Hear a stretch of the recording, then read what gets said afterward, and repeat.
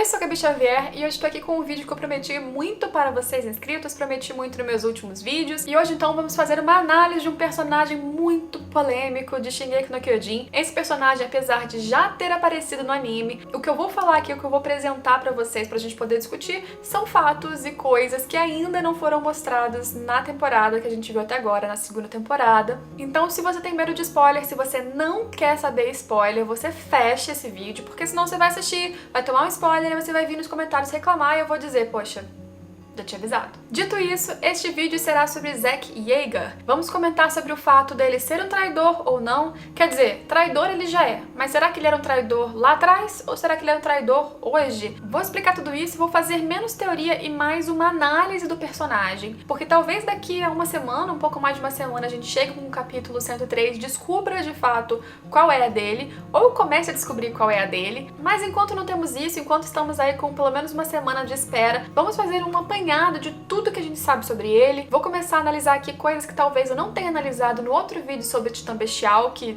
vai aparecer aqui em cima. Recapitulando tudo então. Zack Yeager é filho de Grisha Yeager, que era ali um dos líderes dos revivalistas, o grupo que estava se rebelando, o grupo de odianos dentro de Marley. Grisha Yeager conhece Dina Fritz, a herdeira da família real que ainda estava em Marley, casa com Grisha Yeager e ambos têm Zack. Inicialmente Zack era uma criança comum, filho ali dos revivalistas, de dois dos revivalistas, mas não tinha nenhuma ideia, nenhum plano para ele inicialmente dele ser qualquer infiltrado, dele ser utilizado de qualquer maneira. Mas no momento em que Marley soltou ali o comunicado de que eles iam fazer um programa para que crianças de 5 a 7 anos pudessem se alistar e serem escolhidos eventualmente para ter o poder de um dos titãs que estava com Marley, para que eles fossem guerreiros titãs de Marley, usados em prol de Marley, aí dá aquela lâmpada, aquela luzinha de ideia no Grisha e na Dina, uma ideia que pode ter sido infeliz, vamos discutir sobre isso agora, de usar o filho deles para que ele fosse infiltrado, uma criança fosse infiltrada no exército de Marley e fosse, nas palavras do Grisha, fosse o melhor infiltrado possível. Naquele momento, ele e a Dina começam a encher a criança, e eu peço que vocês reparem no olho do Zack nesse momento, um olho ali assustado, um olho que lembra muito o olhar do próprio Grisha criança, quando ele viu realmente o podre de Marley, o que os Eldianos estavam sujeitos quando a irmã dele é morta, é um olhar muito parecido com o que o Zack tem quando ele escuta do Grisha e da Dina o que eles têm a dizer sobre Marley e os Eldianos. Quando eles falam tudo que Marleyano fala é mentira, começa a corromper toda a cabeça do garoto ao mesmo tempo que fala, mas você vai lá, você vai se alistar e você vai ser um guerreiro perfeito. Não podem desconfiar de você, você tem que ser incrivelmente infiltrado. E o que a gente tem até então é que de repente a criança aparece apontando para os pais, tendo denunciado eles, tendo denunciado todo o grupo de revivalistas e denunciado todo o plano e falado sobre tudo, mas essa criança sabia que ele tinha sangue real e não contou para o exército de Marley, nem contou que a sua mãe também era de família real. Não sei se foi por proteção própria, que ele resolveu que ele não contaria porque senão ele se prejudicaria, até que ponto vai o raciocínio dessa criança que entregou os próprios pais. Vamos continuar, daqui a pouco a gente discute. Lá nas praias de Parades, quando o Coruja conta pro Grisha tudo que aconteceu, o Coruja já tá ali no limite, ele precisa de alguém para passar os seus poderes, e naquele momento então ele tem Grisha na frente dele, ele tem o melhor candidato segundo ele tem a pessoa ideal, a pessoa que passou por todo o sofrimento e que vai ser o herdeiro do Titã de Ataque, que vai atrás da coordenada. Aí relendo eu pensei, e se nada disso tivesse acontecido? E se Grisha, Dina e todo o resto dos revivalistas não tivessem sido entregues pelo Zack? Pra quem que o Coruja ia passar o seu poder? Ele ia levar uma pessoa qualquer pras praias de Parades e ia passar? Ele ia dar um jeito do Grisha estar lá? Como que isso ia acontecer? Como que o plano dele ia dar certo? Será que o Coruja tem alguma coisa a ver com o que aconteceu com essa entrega dos revivalistas e a entrega do próprio Grisha e da Dina? Será que ele tem alguma coisa a ver com o próprio Zack? Será que apenas foi uma coincidência, uma feliz coincidência pelo lado do Coruja? Quer dizer, ele ganhou ali a oportunidade de passar os poderes dele para uma outra pessoa conveniente? O que vocês acham sobre isso? Se as coisas não estão articuladas de alguma forma, se as coisas não foram pensadas ali em conjunto, é uma coincidência incrível. Lembrando que o Coruja tem um raciocínio, inclusive apresenta para o Grisha dessa forma, de que ele matou e torturou muito Eldiano, mas que foi tudo para um bem comum. Apesar dele saber que era muito ruim, ele tinha um foco muito específico, ele não ia cambalear, ele ia fazer o que tivesse que ser feito e ele fez. Será que o Zack hoje não tem esse mesmo raciocínio? A gente vai analisar analisar as cenas em que ele mata Eldiano em breve pra gente falar se sim ou não. Mas no capítulo 79, durante a batalha em Shiganshina, quando o bestial está ali quebrando várias pedras do lado do quadrúpede e arremessando contra toda a tropa de exploração e matando, fazendo uma chacina, ele parece se divertir. Ele trata como um jogo, como um arremesso diferente, como se ele estivesse em uma partida. Quem que gosta de Eldianos, que tá fazendo uma coisa pelo bem maior, consegue se divertir com isso. Nessa hora parece que ele é sádico, que ele realmente gosta e tem prazer de ver Eldianos ou aqueles Eldianos morrendo. Será que ele seria capaz de ser um super infiltrado e ao mesmo tempo fazer tudo aquilo sem sofrer e, na verdade, gostar? Nessa hora ele começa a falar, inclusive, que os Eldianos ficam cometendo os mesmos erros, os Eldianos de Parades cometem os mesmos erros e ficam se matando, se jogando numa batalha suicida, porque eles não conseguem se lembrar lá do passado, porque o Rei Fritz apagou a memória deles, então eles ficam cometendo o mesmo erro e começa a ficar muito irritado com aquilo. Ele nitidamente tem um olhar, não é apenas uma fala para que o quadrúpede escute, por exemplo, ele tem um olhar dentro do Titã que a gente vê ilustrado, que é de uma pessoa realmente com muita raiva. Raiva de quem? Raiva dos Eldianos de Parades? Raiva do que fizeram com eles? Ou raiva da burrice deles? Raiva de tudo que eles causaram? Pra quem quer essa raiva? O fato é que ele tava muito raivoso. Mas logo em seguida ele fala, não, porque eu tô tão irritado. Ele não é igual ao pai dele, ele não é igual ao Grisha. Ele não vai ficar irritado, ele precisa achar uma diversão na vida. Ele não é igual ao Grisha em quê? Ele não é igual ao Grisha por ser um traidor? Ele não é igual ao Grisha porque o Grisha era fraco? Ele não era igual ao Grisha porque o Grisha era impulsivo? O que ele não era igual ao pai dele? O que ele tinha de diferente em relação ao pai dele? É apenas um desprezo? Ou ele, logicamente, por exemplo, se a gente for no raciocínio de que ele é um traidor, na verdade, de Marley, é um traidor inverso. Ele não é igual ao pai dele porque o pai dele não conseguia elaborar tão bem os planos, era mais impulsivo? Ou ele simplesmente despreza? Mas ele fala isso e a diversão dele na vida é pegar aquilo ali e fazer, segundo ele, picadinho de carne ali dos Eldianos. Aí ele mata um monte de Eldiano, parece estar com super raiva, aí de repente ele para e pensa, pobre coitados. Minimamente, o Zack parece um personagem muito ali complicado, assim, totalmente dual. Ele, nessa cena só que a gente vê desse momento da batalha, ele parece uma pessoa que tem muita raiva dos Eldianos de Parades e de repente tem pena. Ele parece uma pessoa que tem muita raiva dentro de si e de repente ele precisa ser equilibrado e se divertir fazendo aquilo. O que ele tá pensando? Por que existe esse conflito? Esse conflito existe porque ele realmente, desde criança, tem um conflito em relação ao que ele fez? Ou será que ele é como um coruja, um super, o melhor infiltrado? Ainda não sei, mas que ele é perturbado, que ele tem ali uns probleminhas, que ele fica ali cambaleando entre um pensamento e outro. Isso aqui tá claro só nessa cena. Mais tarde, no capítulo 83, já todo ferido por causa do Levi, o Zack ali em cima do quadrúpede, ou seja, a Pix estava ali junto com ele, estava ouvindo tudo, ele chega e vê o Eren, ele reconhece o Eren. E aí ele fala que ele entende o Eren, que ele também sofreu com as lavagens cerebrais do pai deles, e que na verdade ele foi totalmente enganado pelo pai, mas que ele irá voltar e salvá-lo. Mesmo na frente do quadrúpede, mesmo na frente da Pix, ele fala que voltaria para salvar o garoto, mas fala que realmente a culpa era do pai, do Grisha, do traidor. Ou a única parte pensada ali foi um suposto amor pelo irmão, que na verdade era só, vem cá irmão, me dá coordenada. No capítulo 92, já depois de uma guerra ali, o fim da guerra pela autonomia da península que Marley estava travando com o Oriente Médio, e depois da guerra, no pós-guerra, eles tiveram uma reunião que Zack estava presente e o Colt também estava. Não sei se porque o Colt vai herdar o bestial, mas enfim, tinham só os dois ali de guerreiros de Marley. Nessa reunião, mais uma vez, o Zack é chamado pelo exército de Garoto Prodígio. Inclusive falam que ele, Garoto Prodígio, nunca teve a sua lealdade contestada, porque ele foi o garoto que entregou os próprios pais. Nessa reunião, eles estão preocupados porque o poder dos titãs está ficando mais fraco, porque o mundo tem armamentos, tem poder aeronáutico que pode aniquilar titãs, e isso pode chegar em um momento em que eles fiquem totalmente ali obsoletos, e o que fazer? Então o foco não é mais ele, a gente tem que se modernizar, esquece titãs. Aí o Zack vai lá e pede a palavra e fala, olha, eu acho que a coordenada ainda é importante, eu acho que a gente ainda tem que focar em Parades. Ah, Zack, mas você tem menos de um ano sobrando, você quer focar a tua missão em voltar para aquela ilha? Ele fala,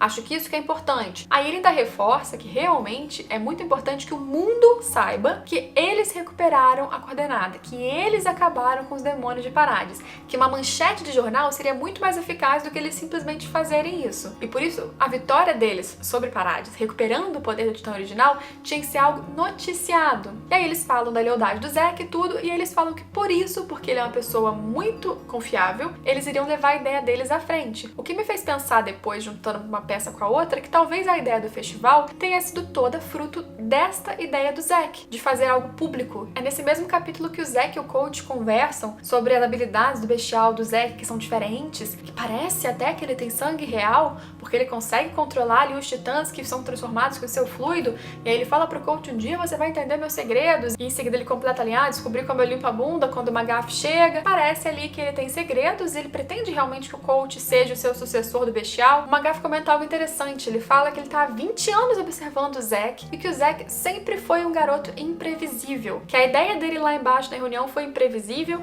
e que ao longo da vida ele sempre foi muito imprevisível. Eu acho que é isso que é uma característica que a gente tem que marcar aqui do Zack como leitores também. Ele é imprevisível. Por isso que eu acho que mesmo que ele não seja ali um aliado de Parades, um aliado provisório de Parades, alguma coisa ele realmente tem de diferente, porque esse é um personagem imprevisível. Mas pra mim, nessa construção que a gente já tá fazendo do Zack, já tá claro que ele é um personagem muito misterioso, cheio de segredos, cheio de mistérios, que não é simplesmente a criança que traiu os pais e é fiel a Marley. Com certeza não. É imprevisível. E é no capítulo 95 que o Zack convoca os guerreiros de Marley pra uma reunião na sua sala. Eles estranham, inclusive, que não tem ninguém do exército de Marley. Nas reuniões deles não tinha que ter alguém do exército presente. E o Zack fala: não, tudo bem, só a gente mesmo, só um chá, vamos conversar. E depois a gente vê que essa conversa está sendo escutada pelo exército de Marley. Muito provavelmente o Zack sabia disso, o Reiner também desconfiou na hora, percebeu ali. Mas durante essa conversa é pro Zack apresentar o novo plano, o tal festival que vai acontecer, o tal anúncio de uma guerra contra Parades, o tal momento em que todos os jornais e todas as nações saberão que eles estarão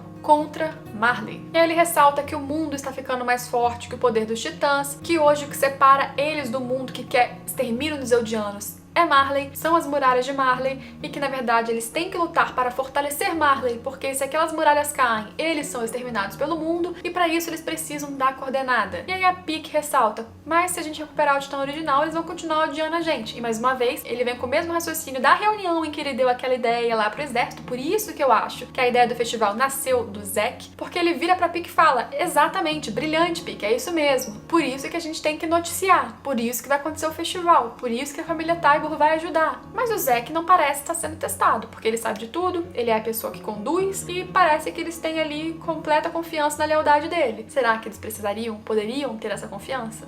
E sobre a questão ali da luva, da bola de beisebol que aparece no capítulo 98 do Zack e do Colt jogando, a gente vê depois o Eren lá no hospital com uma luva e uma bola muito parecidos. Então, será que tem alguma coisa a ver? Por que o Isayama está fazendo essa associação na nossa cabeça?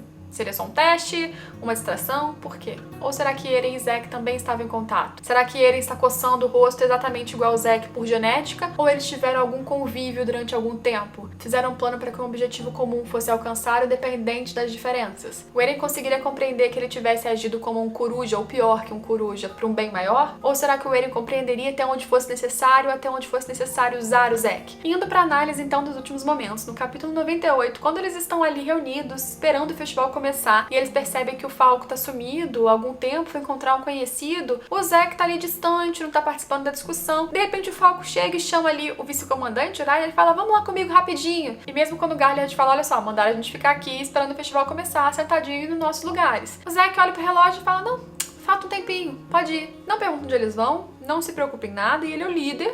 Ele é o cara que segue as ordens de Marley fielmente, ele é o mais preocupado em tá tudo certo. Então o cara que é sempre preocupado disse: vai, pode ir, não se preocupa, não precisa ficar aqui não. E logo depois, quando aparece um soldado de Marley chamando os guerreiros, dizendo que o Magaf estava os convocando, estão todos sentados ali olhando o soldado, que o soldado está falando, o que o soldado está dizendo que o Magaf falou, e o Zack está olhando pra frente com as mãos assim cruzadas. Como se ele estivesse pensativo, nervoso, inseguro, fazendo uma análise corporal aí, parece bem suspeito. E depois ainda, esse soldado manda o Zack seguir, ir em frente e vai pro portão principal. Mesmo que o Zack não estivesse participando daquele plano, mesmo que não fosse culpa do Zack, os dois terem sido presos, a Pieck e o Galliard terem sido presos com comida, com suprimentos, não terem sido mortos, mesmo que ele não estivesse envolvido em nada disso, ele seguiu e foi pro portão principal. Eles apenas quiseram tirar o Zack do foco por um tempinho, ele chegou no portão principal e não tinha ninguém, ou ele foi lá encontrar alguém, ou ele foi facilitar a entrada de alguém ou alguéns. O que o Zack encontrou nesse portão principal? Alguma coisa ele definitivamente encontrou. Ou ele simplesmente chegou lá: tem nada no portão principal não. Tem um barulho ali, aconteceu uma explosão. Vou lá ver o que foi. Aí chegou, se transformou em bestial e foi andando devagarzinho, como a gente vê, como se não tivesse acontecido nada, como se ele não tivesse ido em lugar nenhum. A gente tem aí esse buraco de acontecimentos do Zack que são novamente muito suspeitos. Fora a interpretação ali do olhar do Jean quando olha para o Titã Bestial aparecendo no momento da batalha, que não parece ser de surpresa, embora uma certa apreensão, mas sem surpresa. E o Levi, que também não parece nem um pouco surpreso,